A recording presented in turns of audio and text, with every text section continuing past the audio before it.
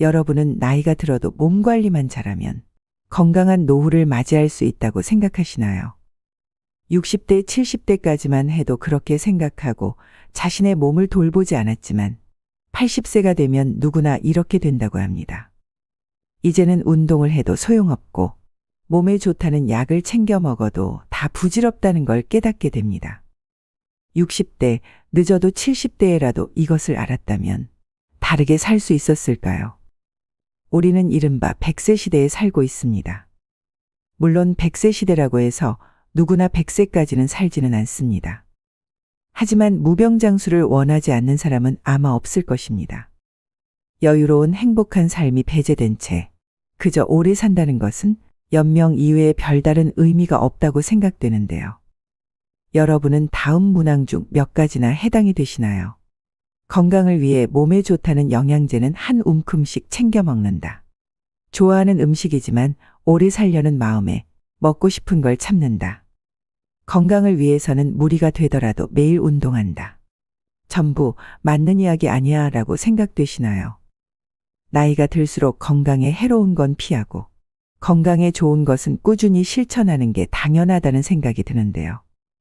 하지만 건강을 위해 참았던 일들이 80세가 넘은 사람이라면 자제할 필요도 무리할 필요도 없다고 합니다.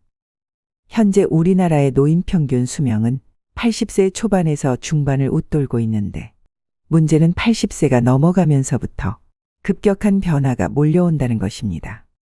80세 이후는 70대와는 완전히 다릅니다. 어제까지 가능했던 일이 오늘은 안 되는 상황을 수없이 맞닥뜨립니다. 컨디션 난조를 겪는 일도 잦아집니다. 리모컨을 어디에 뒀는지 기억조차 없는 황당한 상황을 자주 겪기도 하는데요. 배우자나 가까운 사람의 죽음을 경험하면서 하루아침에 고독이나 절망에 사로잡힐지도 모릅니다. 순식간에 생로병사의 거대한 벽이 거친 파도처럼 덮쳐오는 것이죠. 이처럼 80세의 거대한 벽을 제대로 넘지 못하면 노년의 생활은 말 그대로 지옥이 되는 겁니다. 반대로 말하면 우리가 이 80세의 벽을 잘 넘게 되면 행복한 20년의 노후를 보낼 수 있다는 얘기이기도 합니다. 여러분은 행복한 노후와 불행한 노후 어느 쪽을 선택하시겠습니까? 그래서 오늘은 먹고 싶은 거 다 먹고 하고 싶은 거 다 하고 살지만 105세의 나이에도 정정한 이씨 할머니에 대한 사연과 80세의 벽을 잘 넘는 방법을 7가지로 나눠서 알려드리겠습니다. 제가 모시고 살라니 이제 고집 좀 그만 피워요. 일 없다. 늙음하게 내가 무슨 호강을 한다고. 아니 대체 혼자 왜 이러고 사시는 거예요? 올해 나이가 105세이신 이씨 할머니의 자식들은 속이 탑니다. 몇 년 전 아버지가 세상을 떠나고 홀로 남은 어머니가 너무 걱정입니다. 그래서 어머니를 모시고 살려고 집까지 새로 구했지만 어머니는 굳이 혼자 살겠다고 하십니다. 매 끼니마다 밥도 안 먹고 돼지고기만 먹고 그리고 건강에도 안 좋은 커피는 왜 이렇게 많이 마셔요? 그러다 진짜 큰일 나요. 그리고 할머니의 식습관도 문제입니다. 할머니는 매일매일 국도 밥도 없이 돼지고기 목살에 파랑 된장을 넣어 푹 삶아서 소금에 찍어 드십니다. 그리고 식후엔 설탕 2스푼 넣은 믹스 커피를 즐기시는데 한두 잔이야 그럴 수 있다 쳐도 이걸 하루에 10잔을 넘게 드십니다. 그러니 자식들이 걱정이 안 될 수가 없죠. 그런데 재미있는 건 할머니가 누구보다 건강하다는 사실이었습니다. 심지어 할머니보다 나이가 25살 어린 80세 딸보다 건강했습니다. 정작 엄마가 걱정이 되어 잔소리하는 딸은 여기저기 몸이 안 좋아서 절뚝이고 다녔지만 할머니는 딱히 아픈 데도 없고 활기가 넘치십니다. 그리고 요즘 할머니는 젊었을 때 못했던 한글 공부를 하십니다. 물론 혼자 독학으로 하셔서 글자가 삐뚤빼뚤이지만 그래도 자신이 좋아하는 노랫가락도 적고 그때그때 떠오르는 말을 메모해 놓습니다. 세상에 올 때 내 맘대로 온 건 아니지만 이 가슴에 꿈도 많았지. 이런 글로 시작하는 일기를 적기도 하십니다. 그렇게 한글 공부가 끝나면 할머니는 또 부지런히 외출을 하십니다. 근처에 있는 놀이터에서 소시적 잘 탔던 그네도 신나게 타시고 공원에 있는 운동기구도 타십니다. 공원에는 다리 운동 기구에 팔 운동 기구까지 없는 게 없습니다. 게다가 그곳에서 운동하러 온 동네 사람들과 이야기를 나눌 수도 있습니다. 단지 할머니가 나이가 많으셔서 다들 자식이나 손주뻘들이 많을 뿐입니다. 그런데 젊은 사람들도 하기 힘든 하체 운동을 105세 할머니가 하는 것을 보고 다들 놀라죠. 그리고 운동을 하고 돌아오는 길에 할머니는 꽃집에 들러 꽃 구경도 합니다. 그리고 집 앞 마당 울타리 아래에 지나가는 사람들 보라고 심을 꽃도 몇 송이 샀습니다. 그리고 하루에 꼭 10시간을 주무시는 할머니는 취침 전에 라디오를 꺼내서 노래를 흥얼흥얼 따라 부르기도 하시면서 잠들기 전까지 즐겁고 행복한 시간을 보냅니다. 그렇게 할머니는 70년을 보낸 정든 집에서 떠나기가 싫습니다. 자식들이 아무리 예쁜 전원주택에서 같이 살자고 해도 관심이 없습니다. 운동할 수 있는 장소가 있고 말동무도 많고 꼬마 친구들도 있는 이 집이 좋습니다. 덕분에 할머니는 100세가 넘은 나이지만 육체적 정신적 건강은 30년이 젊습니다. 100세 시대라는 말이 넘쳐나는 요즘 모든 사람이 이씨 할머니처럼 건강하게 100세를 맞이하는 것은 아닙니다. 현재 남성의 평균 수명은 82세, 여성은 88세입니다. 이 평균 수명은 앞으로 점점 더 증가해서 인생 100년, 100세에 가까워질 것입니다. 그렇지만 아무리 오래 살 수 있다고 해도 건강 수명이 늘지 않으면 누군가의 손길을 필요로 하거나 침대에서 생활해야 하는 기간만 길어질 뿐입니다. 그 기간은 현재 남성이 9년, 여성이 12년입니다. 그렇다면 사연 속 이씨 할머니는 어떻게 105세의 나이에도 저런 건강함을 유지할 수 있을까요? 전문가들 말에 따르면 그 답은 바로 80세를 어떻게 넘기느냐에 달려 있다고 합니다. 80세의 벽을 넘어서는 방법 첫 번째. 먹고 싶은 음식은 다 드셔도 됩니다. 먹고 싶은 음식을 참는 사람이 많습니다. 먹는 양을 줄이고 달고 짠 음식을 피하고 기름진 음식을 삼가는 풍경은 흔한데요. 비만은 건강을 해치고 염분과 당분, 지방은 3대 해악이라는 사고가 사람들의 상식이 되었기 때문입니다. 하지만 과연 그럴까요? 먹고 싶다는 욕구는 몸이 원한다는 뜻이기도 합니다. 고령자는 장기 기능의 저하로 식욕이 증가하는 경우가 있습니다. 예를 들면 염분이 그렇습니다. 사람은 나트륨이 없으면 살지 못하는데 나이가 들면 신장이 염분을 과도하게 몸 밖으로 배출하여 혈액 속에 염분이 부족해지는 현상이 나타나기도 합니다. 식사량도 마찬가지입니다. 거듭 말하지만 통통한 사람이 장수한다는 데이터는 넘치도록 많은데요. 살집이 있을 때 컨디션이 좋다는 사실을 파악한 몸이 뇌를 통해서 먹고 싶다는 신호를 보내는 것입니다. 확실히 60대 정도까지는 지나친 염분 섭취나 과다한 체중이 건강을 해치는 원인이 되기도 합니다. 하지만 80세를 앞두고 있다면 이러한 상식은 일단 접어두셔야 합니다. 먹고 싶은 음식을 참으며 체중 조절하기는 스스로 수명을 깎는 행위입니다. 물론 억지로 섭취할 필요는 없지만 먹고 싶다 하는 생각이 들면 참지 말고 먹도록 해야 됩니다. 80세가 넘으면 노화에 맞서기보다는 나이듦을 받아들이는 삶이 행복한 길이라고 생각합니다. 85세가 넘어 사망한 사람을 부검하면 대부분 몸에서는 암이, 뇌에서는 알츠하이머형 병변이 발견된다고 합니다. 하지만 생전에 이러한 사실을 몰랐던 사람도 적지 않습니다. 나이가 들면 몸에 여러 개의 병의 씨앗을 지니고 살아갈 수밖에 없습니다. 노년의 삶이란 현실을 그대로 받아들이고 내일 당장 생이 끝난다 해도 후회가 남지 않는 시간을 보내는 것입니다. 그렇기에 식사 참기는 당장 그만두셔야 합니다. 여기서 술이나 담배는요? 라는 질문이 되돌아옵니다. 술이든 담배든 적당히 즐기시면 됩니다. 다만 술 같은 경우엔 연속 음주는 피해야 합니다. 연속 음주란 매일 마신다가 아니라 온종일 마신다입니다. 고령자는 시간이 많아서 종일토록 술을 입에 달고 사는 사람이 있는데 연속 음주만은 절대로 해서는 안 됩니다. 80세의 벽을 넘어서는 방법 두 번째. 자녀에게 돈을 남기지 말고 다 쓰고 죽으세요. 노후의 최고 재산은 추억입니다. 사람은 나이가 들면서 서서히 몸이 약해지고 행동 반경이 좁아집니다. 그리고 마지막에는 침대에서 지내는 날들이 많아집니다. 이때 버팀목이 되어주는 것이 바로 그때 참 즐거웠는데라는 추억들입니다. 만약 여러분에게 물려줄 정도의 자산이 있다면 추억을 만드는 데 쓰거나 자기 행복을 위해 쓰셔야 됩니다. 80세가 넘은 고령자는 지금 당장 병이 들고 움직이지 못하게 된다 해도 전혀 이상할 것이 없습니다. 내일 죽게 될지도 모를 일입니다. 그러니 후회 없는 시간을 보내야 합니다.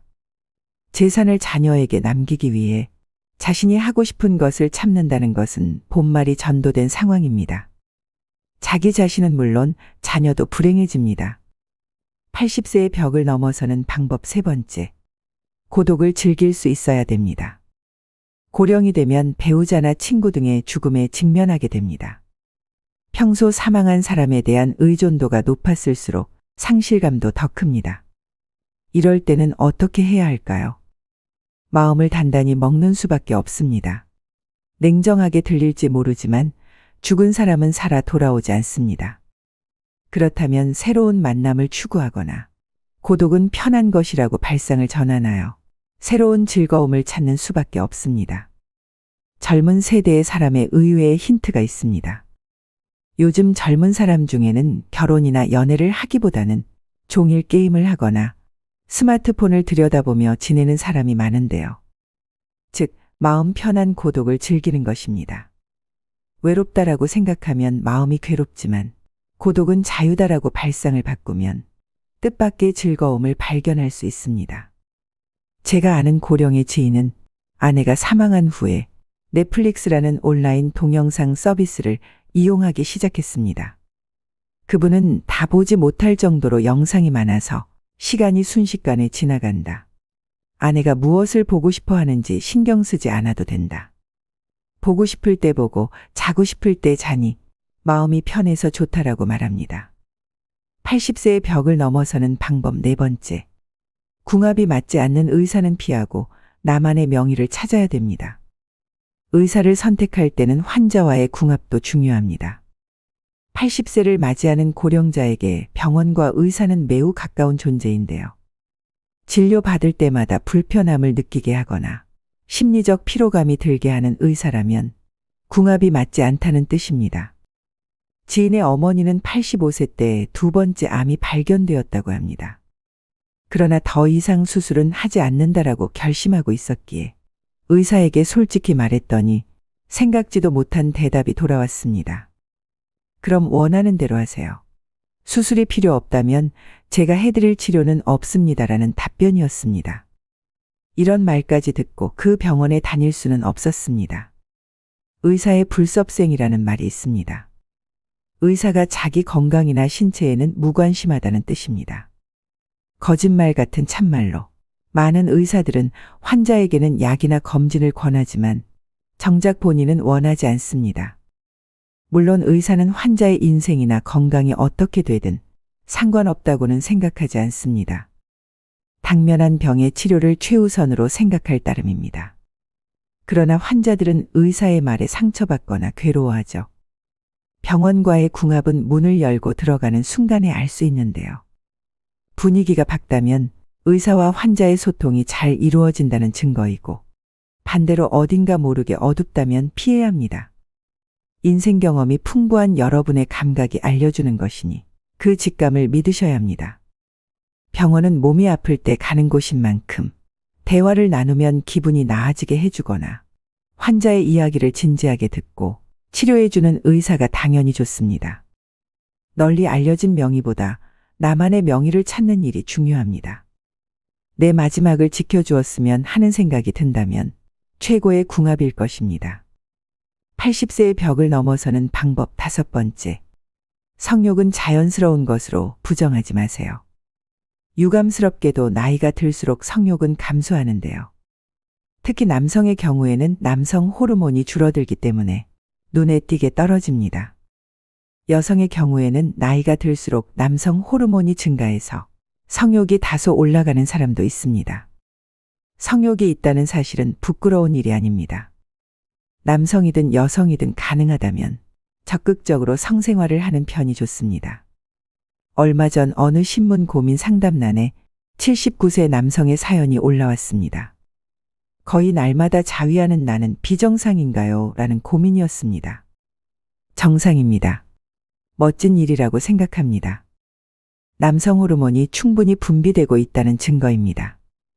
즐길 수 있을 때 즐기지 않으면 손해입니다. 그리고 풍부한 남성 호르몬은 판단력이나 근력을 높여 젊음을 유지하는 데에도 도움이 됩니다. 여성도 마찬가지입니다. 성욕이 있는 사람도 있고 전혀 없는 사람도 있겠지만 이것은 그저 개인차일 뿐입니다. 80세의 벽을 넘어서는 방법 6번째. 할 수 있는 일은 포기하지 마세요. 할 수 있는 일을 계속 유지하는 것. 그 중에서도 으뜸은 운동입니다. 운동이 필요하다는 사실은 살면서 지금까지 귀에 딱지가 앉을 정도로 들었으니 충분히 이해할 것입니다. 하지만 그래도 하지 않는 사람이 있는가 하면 좋다고 해서 운동을 지나치게 하는 사람도 있습니다. 둘 다 바람직하지 않습니다. 적절한 운동을 기억하셔야 합니다. 과도한 운동은 체내의 활성산소를 과도하게 만들어 몸을 산화시킵니다. 스포츠 선수 중에 나이보다 들어 보이는 사람이 많은 이유도 이 때문인데요. 80세 이상의 고령자에게는 걷기 운동이 딱 알맞습니다. 즉, 산책입니다. 시간은 하루에 30분 정도가 이상적입니다. 한 번에 30분을 걸어도 되고 아침, 점심, 저녁으로 나누어 각 10분씩 합계 30분이어도 상관없습니다. 가능하면 조금 빠른 속도로 팔을 흔들면서 걷도록 해야 합니다. 산책에는 또 다른 효과가 있는데요. 자연광을 쏘이면 세로토닌이라는 뇌내 물질이 분비됩니다. 이 물질은 행복 호르몬이라고 불리는데 마음을 안정시키거나 머리 회전을 좋게 만드는 역할을 합니다.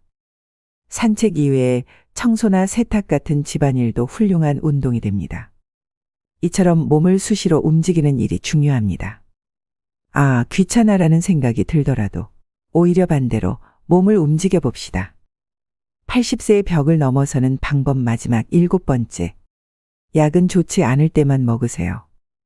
장수하는 약은 없습니다. 또 약을 계속 먹어야 오래 산다는 근거는 어디에도 없습니다. 그저 자기 소신껏 사는 것이 제일의 방법입니다. 의사에게 수치가 높더라도 건강한 삶을 우선하고 싶다라고 말했는데 들어주지 않는다면 좋은 의사가 아닙니다. 그런 의사는 환자가 거절하면 됩니다. 선생님이 그리 말하니까 선생님 눈밖에 날까 봐서 의사의 안색만 살피며 참는 사람이 있는데 약을 먹어야 오래 산다는 확실한 근거는 의사에게도 없습니다. 다량의 약을 지속해서 복용하면 어떻게 될까요? 당연히 몸에 큰 부담을 줍니다. 왜냐하면 약은 독이기도 하기 때문입니다. 특히 고령자일수록 많은 약을 함께 쓰면 문제가 됩니다. 본래 약이란 몸이 좋지 않을 때 치료를 위해 먹는 것입니다. 오늘날에는 오래 살려고 약을 먹는 사람이 많지만 관련된 근거에 대한 조사나 연구는 제대로 이루어지지 않고 있습니다. 머리가 아프면 두통약을 먹고 위가 아프면 위장약을 먹으면 됩니다. 물론 꼭 먹어야 하는 약도 있으므로 모든 약을 끊을 수는 없지만 일상생활의 활동 수준을 방해하지 않도록 최소한에 머물러야 합니다. 이것이 80세 이상의 고령자가 약과 어울리는 올바른 방법입니다. 80세의 벽을 잘 넘는 방법 6가지를 말씀드렸습니다. 지금까지의 인생은 하루하루가 바쁘고 무언가에 쫓기듯 살아오셨을 겁니다. 하지만 80세부터는 다릅니다. 천천히 하루를 살아도 됩니다. 좋아하는 일을 하고 싫어하는 일은 하지 않는 것. 이것은 80세가 넘은 고령자의 기본 자세입니다. 사실은 하고 싶은데 참는다 혹은 사실은 하기 싫은데 참는다와 같은 태도는 지금 당장 그만두시길 권합니다. 80대는 어느 날 갑자기 움직이지 못하게 될 위험을 항상 안고 있기 때문입니다. 그때 할 걸 그랬다라고 후회하는 일이 없도록 해야 됩니다. 목표와 기한을 정할 필요도 없습니다.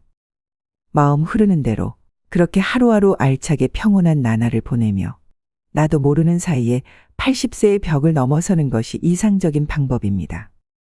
오늘도 노후의 지혜와 함께 해주셔서 감사드립니다. 황금빛으로 무르익어가는 여러분의 지혜로운 인생을 언제나 응원합니다.